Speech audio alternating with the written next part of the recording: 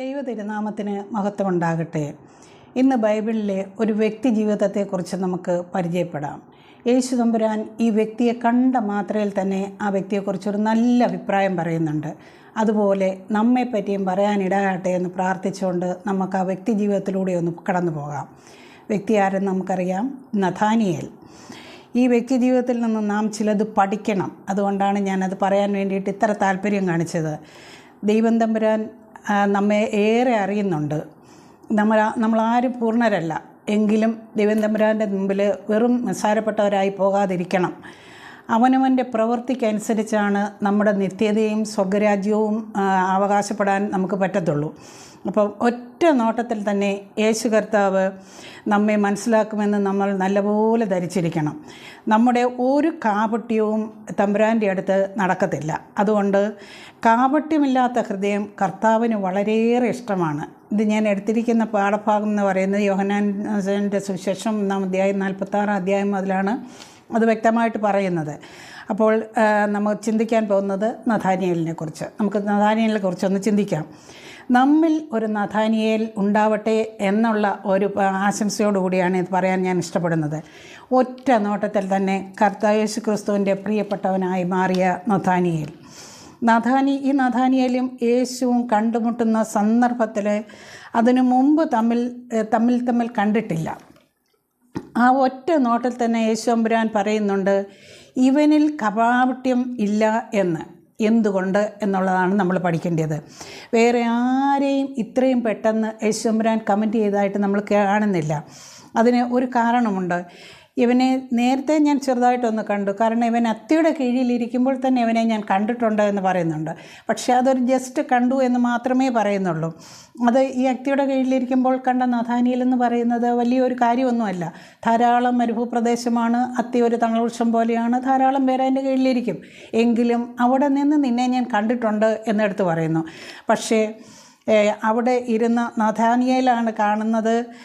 യേശു നമ്മൾ പ്രത്യേകം ശ്രദ്ധിക്കണം. അവിടെ ഇരുന്ന നഥാനിയേലിനെ കാണുന്നത് യേശു തമ്പുരാനാണ്.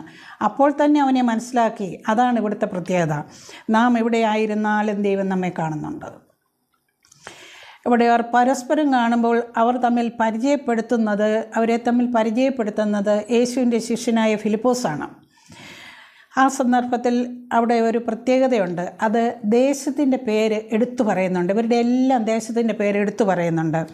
ഇന്നും നമ്മൾ ദേശത്തിൻ്റെ പേരൊക്കെ ചിലപ്പോൾ എടുത്ത് പറയുമല്ലോ. നീ എങ്ങനെ ശരിയാകാനാ, നീ ഇന്ന ദേശക്കാരനല്ലേ എന്നൊക്കെ തമാശയിലോടൊക്കെ പറയാറുണ്ടല്ലോ. അവിടെ പറയുന്നത് ഫിലിപ്പോസ്, അന്ത്രയോസ്, പത്രോസ്, ഒരു ദേശക്കാരാണ്. അവർ പട്ടണത്തിൽ നിന്ന് വന്നവരാണ് എന്ന് പറയുന്നുണ്ട്. നഥാനിയേലിനെ കുറിച്ച് പറയുന്നുണ്ട്, അവൻ സാക്ഷാൽ ഇസ്രായേലിയൻ എന്ന് പറയുന്നുണ്ട്. യേശുവിനെ കുറിച്ച് പറയുന്നുണ്ട്, നസ്രയത്തിൽ നിന്ന് വന്നവൻ എന്ന് പറയുന്നുണ്ട്. അപ്പോൾ ഫിലിപ്പോസ് യേശുവിനെ പരിചയപ്പെടുത്തുമ്പോൾ തന്നെ യാതൊരു മറയുമില്ലാതെ നഥാനിയേൽ പറയുന്നുണ്ട്, ഇവൻ നസ്രയത്തിൽ നിന്ന് വന്നവനല്ലേ, ഇവനിൽ നിന്ന് എന്ത് നന്മ പ്രതീക്ഷിക്കാനാണ് എന്ന്. നസ്രയത്ത് എന്ന് പറഞ്ഞാൽ തള്ളപ്പെട്ട പട്ടണം എന്നാണ് അതിൻ്റെ അർത്ഥം. ഈ തള്ളപ്പെട്ട പട്ടണത്തിൽ നിന്ന് വന്നവനിൽ നിന്ന് നമ്മൾ എന്ത് പ്രതീക്ഷിക്കാനാണ്, എന്ത് നന്മ വരാനാണ്? ഒരു കാപട്യവുമില്ലാതെ ഡയറക്റ്റായിട്ടാണ് നഥാനിയേൽ പറയുന്നത്.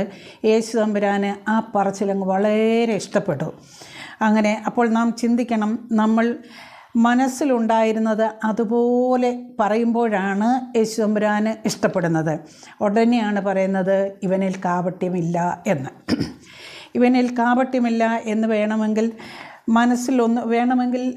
നഥാനിയേലിന് മനസ്സിലൊന്ന് വെച്ചുകൊണ്ട് വേറെ ഒരുപാട് പറയാമായിരുന്നു. യേശുവിനെ പുകഴ്ത്തി പറയാമായിരുന്നു. കാരണം യേശുവിനെക്കുറിച്ച് പുള്ളി കേട്ടിട്ടുണ്ട്.